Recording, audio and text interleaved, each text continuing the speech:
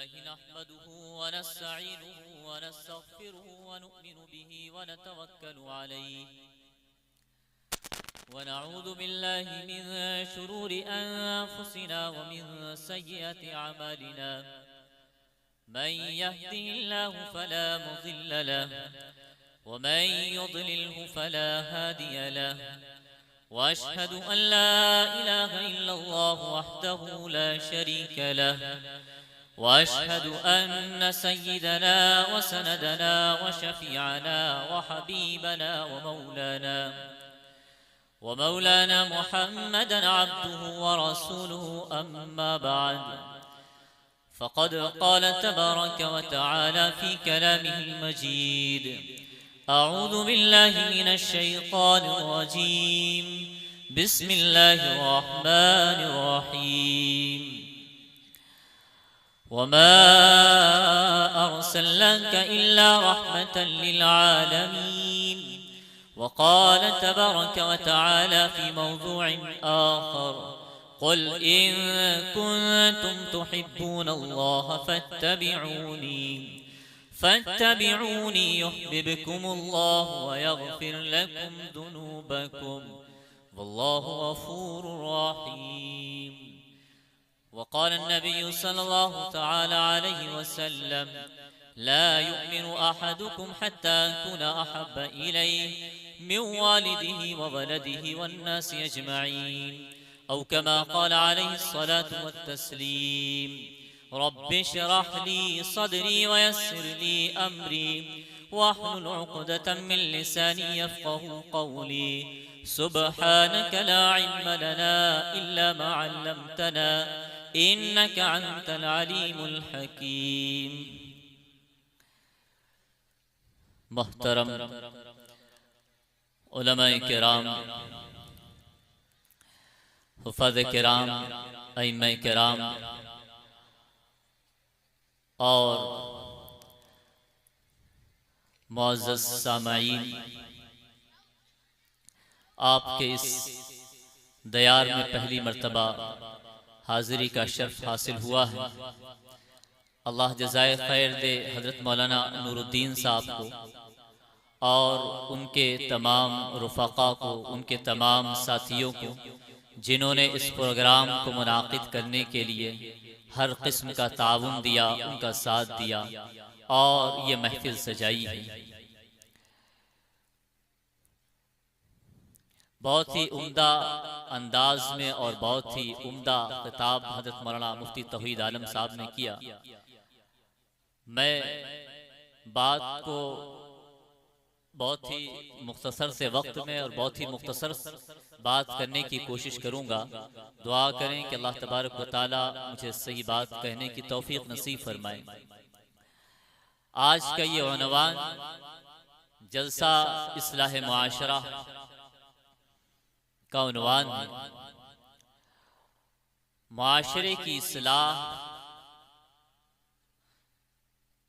मोहम्मद सल्लल्लाहु अलैहि वसल्लम की सीरत के बगैर नामुमकिन है। ये ज़हन में पहले रखना चाहिए कि मोहम्मद सल्लल्लाहु अलैहि वसल्लम की सीरत को पढ़े बगैर, उनकी सीरत को समझे बगैर सोसाइटी की, समाज की इस्लाह नहीं हो सकती। हमें उसके लिए सबसे पहले ये जानना होगा कि हज़रत मोहम्मद सल्लल्लाहु अलैहि वसल्लम की सीरत और उनके अखलाक, उनके किरदार क्या हैं, किस नहज पर आका अलैहिस्सलातु वस्सलाम ने सोसाइटी की, समाज की, कायनात की इस्लाह की है, किस तरीके से प्यारे आका अलैहिस्सलातु वस्सलाम ने इस रूए ज़मीन से बुराइयों का खात्मा किया है। यकीनन अल्लाह के नबी अलैहिस्सलातु वस्सलाम जब इस दुनिया के अंदर तशरीफ लाए तो वो दौर ज़माने जाहिलियत का कहलाता है। जुल्म अपने उरूज पर था और कोई ऐसी बुराई नहीं थी जो उनमें पाई नहीं जाती थी। लेकिन ऐसे माहौल में अल्लाह के नबी अलैहिस्सलातु वस्सलाम ने कायनात की इस्लाह के लिए आवाज बुलंद की और ऐलान किया: या अय्युहन्नास क़ूलू ला इलाहा इल्लल्लाहु तुफ़्लिहू, ऐ लोगों एक रब की इबादत करो, ऐ लोगों एक खुदा की बंदगी करो, ऐ लोगों एक ईश्वर को मानो, ऐ लोगों एक गॉड को पुकारो, उसके अलावा कोई खालिक नहीं है, उसके अलावा कोई मालिक नहीं है। जिंदगी और मौत का मालिक वही है, नफा और नुकसान का मालिक वही है, उसी की बंदगी होगी। और सुनो लोगों, अब दुनिया पर मुझे अल्लाह के नबी अलैहिस्सलातु वस्सलाम ने ऐलान किया कि मैं अल्लाह का रसूल हूँ, मुझे अल्लाह तबारक व तआला ने पैगंबर बना करके भेजा है।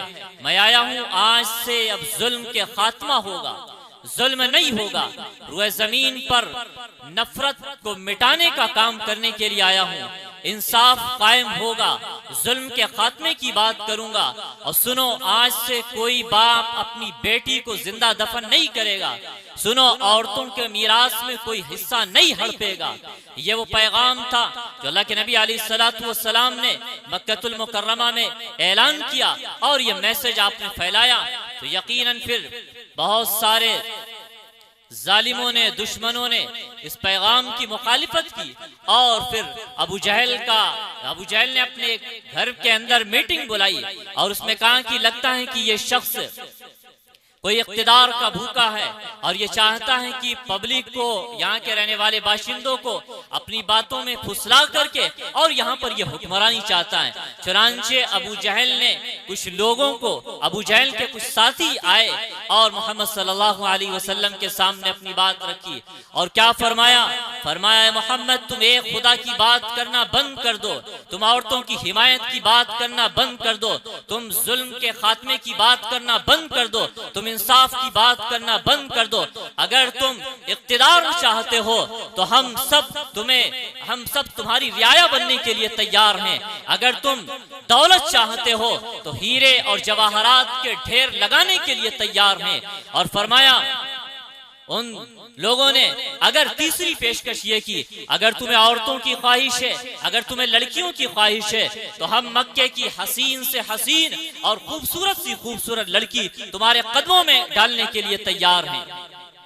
ये बात अबू जहल के साथियों ने आका अलैहिस्सलातु वस्सलाम के सामने रखी तो सुनो मोहम्मद अरबी सल्लल्लाहु अलैहि वसल्लम ने क्या जवाब दिया।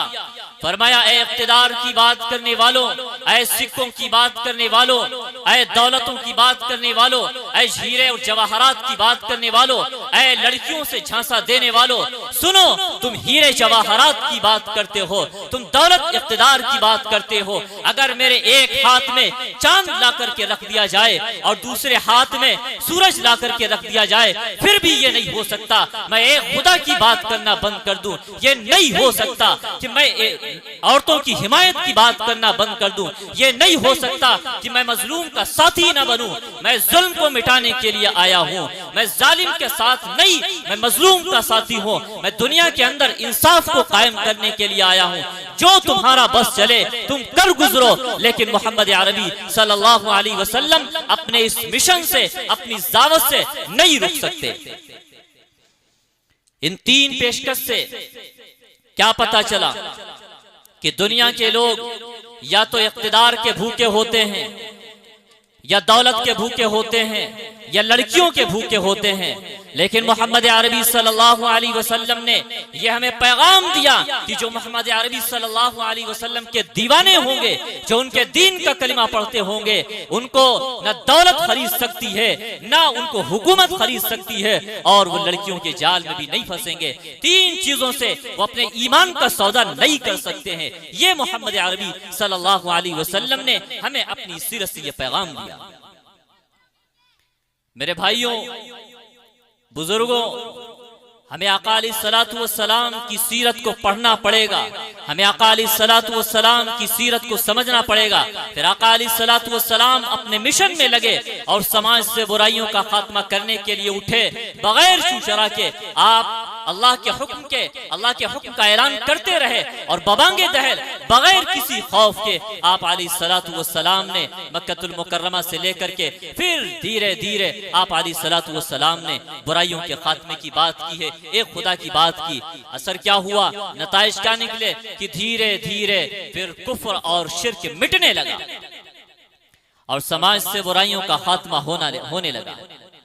हमें जरूरत है कि आका अलैहिस्सलातु वस्सलाम की सीरत को पढ़ें आपका अखलाक क्या था, आपका किरदार क्या था। एक वाकया आपके सामने रखता हूं कि जो बातें जो गलत फैलाई जाती हैं आका अलैहिस्सलातु वस्सलाम के ताल्लुक से, कि गोया कि उन्होंने मजहब इस्लाम को तलवार की जोर से, तलवार की नोक पर फैलाया है। सुनो, एक चंद साल का बच्चा, 12-13 साल की उम्र का बच्चा है, उसके बाप का साया सर से उठ चुका, माँ घरों में बर्तन साफ कर करके अपने बच्चे की परवरिश कर रही है, माँ का लिबास फट चुका है, उसके आधा जाहिर हो रहे हैं। बच्चे के दिल में यह ख्याल आया कि चलो चलता हूँ, चचा से कहूंगा कि चचा मुझे कोई लिबास दे दें, मुझे कोई कपड़ा दे दें कि मैं जा करके इससे अपनी माँ का लिबास सिलवा लूं ताकि उसका बदन पोशीदा हो जाए। बच्चा गया चचा के पास में, चचा जान मेरी माँ का लिबास फट गया है, आप मुझे कोई कपड़ा दे दें, मैं अपनी माँ का लिबास सिलवा दूं। चचा ने इनकार कर दिया, कहा कि जा तेरा तो काम ही यही है, तू रोज चला आता है। जब वो वापस हुआ बड़ा गमजदा और बहुत ज्यादा रंजूर था। उसने रास्ते में एक शख्स ने कहा कि जाओ बैतुल्लाह के पास में मोहम्मद अरबी सल्लल्लाहु अलैहि वसल्लम तशरीफ फरमा है, तुम उनके पास चले जाओ, वो तुम्हें खाली हाथ नहीं लौटाएंगे। ये बच्चा अपनी माँ के पास में आया कि माँ चचा ने चादर देने से इनकार कर दिया है, अगर आप इजाजत दें तो मैं मोहम्मद अरबी सल्लल्लाहु अलैहि वसल्लम के पास में चला जाऊं और अपनी जरूरत को उनके सामने रखूंगा, वो मुझे खाली हाथ नहीं लौटाएंगे। माँ ने जब मोहम्मद अरबी सल्लल्लाहु अलैहि वसल्लम का नाम सुना तो कहा कि ना ना बेटा, उनके पास में मत जाना, सुना है वो अल्लाह के पैगंबर होने का दावा करता है, जो उनके पास में चला जाता है वो अपने दीन को छोड़ करके उनका दीन इख्तियार कर लेता है, उनके पास में न जाना। बच्चे ने कहा माँ मैं आपसे वादा करता हूँ मैं उनके दीन को कबूल नहीं करूंगा, मैं उनके सामने अपनी जरूरत को रखूंगा। चनांचे वो बच्चा प्यारे आका अलैहिस्सलातु वस्सलाम के पास में गया, अभी दूर ही है, और दूर से ही उसने कहा कि सुनो, पहली बात सुन लो कि मैं आपके पास में आपका दीन कबूल करने के लिए नहीं आया हूं। अभी सलाम और कलाम उसने नहीं किया, कोई बात नहीं की, पहली बात ये रख दी और कहा कि सुनिए कि मैं आपके पास में आपका मजहब, आपका दीन कबूल करने के लिए नहीं आया हूँ, मैं आया हूँ किसी जरूरत को लेकर के। आका अलैहिस्सलातु वस्सलाम ने बच्चे को अपने पास में बैठाया, बाजू में बैठाया और मुस्कुराए, कहा कि बेटा अपनी जरूरत बता। तो बेटे ने कहा कि मैं यतीम हूँ, मेरे सर पे मेरे बाप का साया नहीं है, मेरी माँ का लिबास फट गया है, अगर आप मुझे कोई कपड़ा दे दें तो मैं अपनी माँ का लिबास सिलवा लूं। आका अलैहिस्सलातु वस्सलाम ने सुनिए क्या किया कि आप दीवार से टेक लगाए हुए बैठे थे, फौरन आप उठ गए और वो रहमत वाली चादर जो आप ओढ़े हुए थे आपने बच्चे की गोद में डाल दी और कहा कि जा बेटा अपनी माँ का लिबास सिलवा ले। वो चादर जिसको चूमने को, जिसको बोसा देने को जिब्राइल अलैहिस्सलातु वस्सलाम की इज्जत की बात समझते हैं, फख्र की बात समझते हैं, और रहमत वाली चादर आप अलैहिस्सलातु वस्सलाम ने उतार करके उस बच्चे की गोद में रख दी और कहा कि जा अपनी माँ का लिबास सिलवा ले। चुनांचे वो बच्चा खुशी खुशी दौड़ता हुआ अपनी माँ के पास में आया। माँ ने जैसे ही वो चादर ओढ़ी समझ गई, माँ ने बच्चे से कहा कि चल बेटा लिबास बाद में सिलवाऊंगी, पहले चलती हूँ, पहले उस मोहम्मद अरबी सल्लल्लाहु अलैहि वसल्लम के दीन का कलमा पढ़ूंगी जो लोगों की इज्जतों को ढांपता हो। यकीनन वो जादूगर और वो झूठा नहीं हो सकता, यकीनन वो अल्लाह का सच्चा पैगंबर है। यह है मोहम्मद अरबी सल्लल्लाहु अलैहि वसल्लम की सीरत। क्या पैगाम मिला? ये पैगाम मिला कि मोहम्मद अरबी सल्लल्लाहु अलैहि वसल्लम के जो दीवाने होंगे वो लोगों की इज्जतों को ढांपेंगे, वो लोगों की इज्जतों को उछालेंगे नहीं। ये पैगाम दिया है। जंग वहद में मुशरिकीन मक्का ने किस तरीके से दांत पीस पीस करके आप अलैहिस्सलातु वस्सलाम पर हमला किया, दंदाने मुबारक शहीद हो गए, सरे मुबारक जख्मी है और आपके जानिसार सहाबाए किराम रिजवानुल्लाहि अलैहिम अजमाइन शहीद हो गए हैं। आपके प्यारे चचा हजरत हमजा जो बहुत ही हर दिल अजीज आपके चचा थे, उनको शहीद सिर्फ नहीं बल्कि शहीद करने के बाद में उनके आज़ा को काट दिया गया और आज़ा को काटने के बाद बस नहीं किया, आप हजरत हमजा रज़ी अल्लाह ताला अन्हु के जिगर को निकाल करके दांतों से चबाया गया। ये मंजर अल्लाह के नबी अलैहिस्सलातु वस्सलाम देख न सके। आप फौरन आप पर गशी तारी हो जाती, बेहोशी का आलम होता है। लेकिन ऐसे माहौल में भी, ऐसे मौके पर भी सोचो जरा कि क्या ये ऐसा मौका था कि दुश्मनों ने कोई जुल्म की इंतहा न छोड़ी, जुल्म करते रहे, लेकिन क्या ये ऐसा मौका था कि उन दुश्मनों के साथ में हमदर्दी की जाती? ऐसा मौका नहीं था। लेकिन फिर भी मोहम्मद अरबी सल्लल्लाहु अलैहि वसल्लम की जुबान मुबारक हिल रही थी, होंठ हिल रहे थे और सुनने वालों ने सुना। क्या फरमा रहे थे? रब्बिग़फिर लिक़ौमी फ़इन्नहुम ला यअलमून। ऐ मेरे रब मेरी कौम को माफ कर दे, मेरी कौम को माफ कर दे। ये अभी नावाकिफ लोग हैं, ये नादान लोग हैं, ये अभी जानते नहीं हैं। ये रवैया, ये किरदार, ये अखलाक आप अलैहिस्सलातु वस्सलाम ने दुश्मनों के साथ में पेश किया है, तो सोचो फिर मानने वालों के साथ में कैसा। पहली चीज तो ये गलतफहमी जो ये फैलाई गई कि मोहम्मद अरबी सल्लल्लाहु अलैहि वसल्लम सिर्फ मुसलमानों के नबी, ये ऐसा नहीं है। कुरान ने कह दिया, कुल ऐ नबी अलैहिस्सलातु वस्सलाम कहिए, या अय्युहन नास इन्नी रसूलुल्लाहि इलैकुम जमीआ। या अय्युहल मुस्लिमीन तो नहीं फरमाया, या अय्युहल मुस्लिमून तो नहीं कहा, क्या फरमाया? या अय्युहन नास, ऐ तमाम लोगों, इन्नी रसूलुल्लाहि इलैकुम जमीआ, मैं तुम सब की तरफ अल्लाह का पैगंबर बना करके भेजा गया।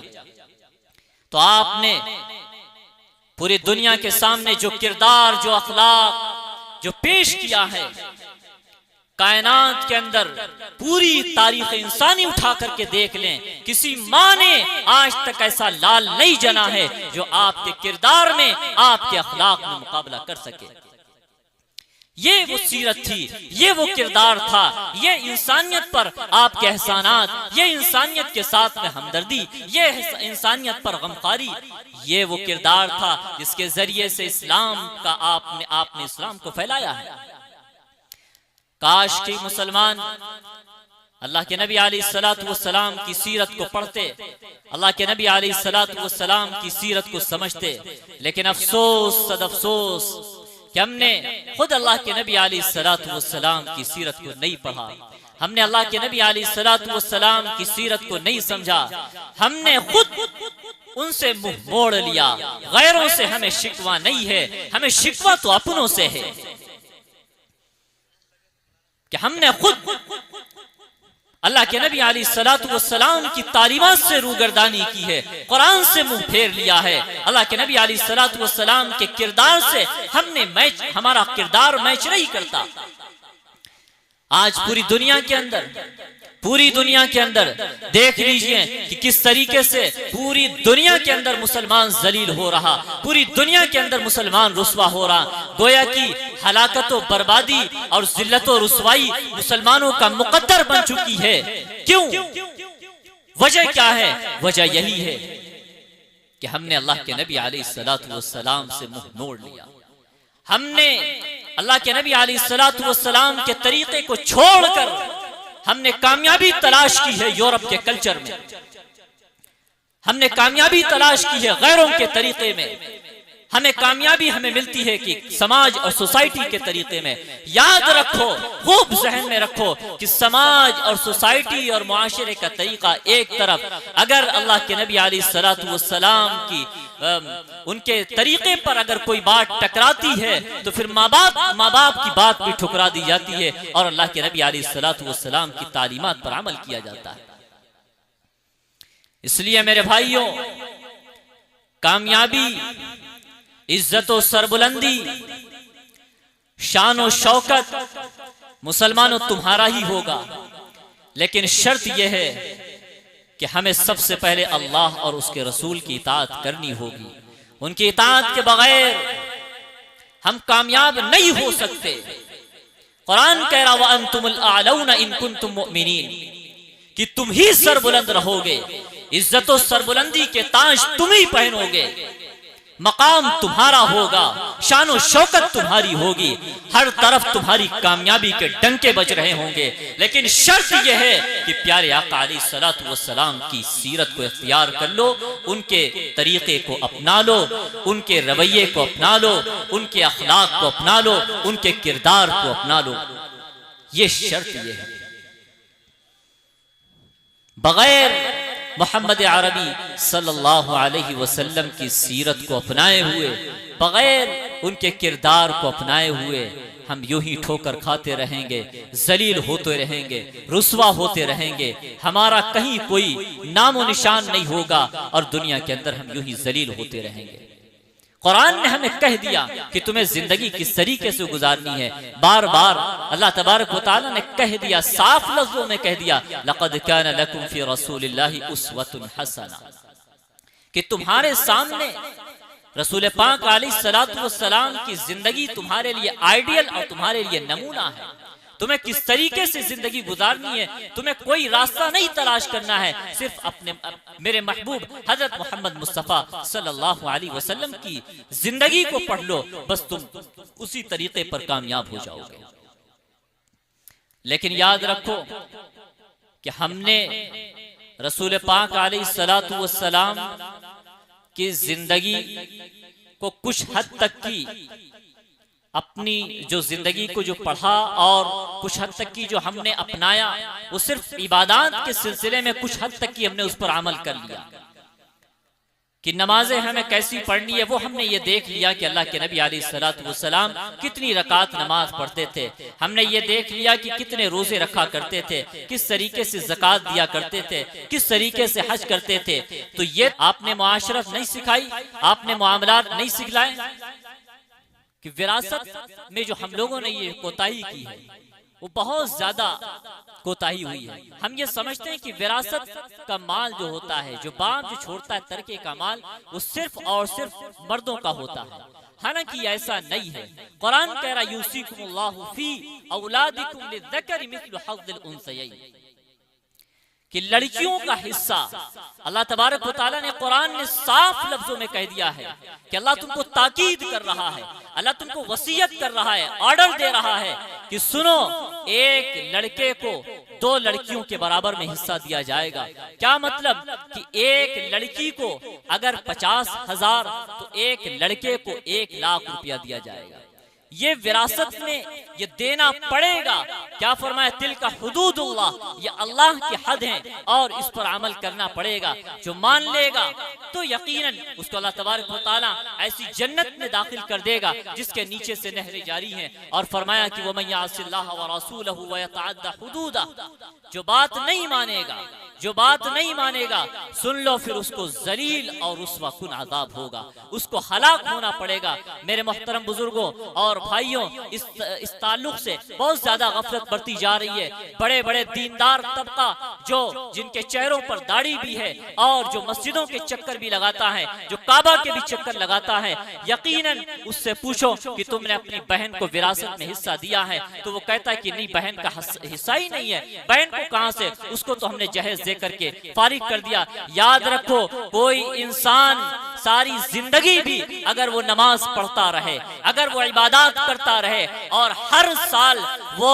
चला जाए बैतुल्लाह के चक्कर लगाता रहे और मस्जिदों के चक्कर भी लगाता रहे, लेकिन याद रखो कि अगर उसने अपनी बहन का हक विरासत से महरूम कर दिया है, तो सुन लो, दुनिया उसको कहती रहे कि वो दीनदार है, दुनिया उसको कहती रहे वो हाजी साहब हैं, दुनिया उसको नमाजी कहे, लेकिन याद रखो अल्लाह की अदालत में कल वो उस लाइन में खड़ा किया जाएगा जिस लाइन में हक मारने वाले खड़े होंगे। अल्लाह के रजिस्टर में उसका नाम उसमें लिखा जा चुका है जो हक मारने वालों का जिसमें नाम लिखा हुआ है।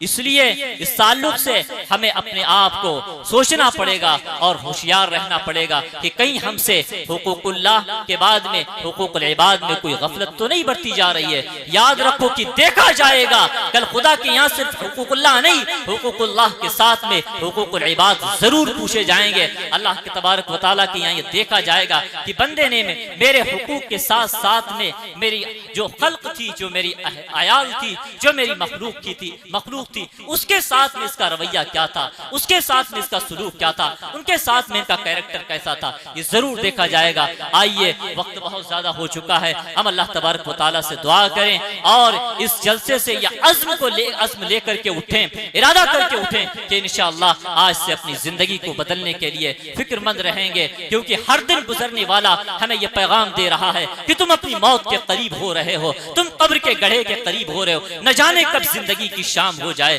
आइए अज़्म करें और इरादा करें कि इंशाअल्लाह अपनी जिंदगी को बदलेंगे। अल्लाह तबारक व तआला हम सबको कहने सुनने से ज्यादा अमल की तौफीक नसीब फरमाए। व आखिरु दावाना अनिल हम्दुलिल्लाहि रब्बिल आलमीन।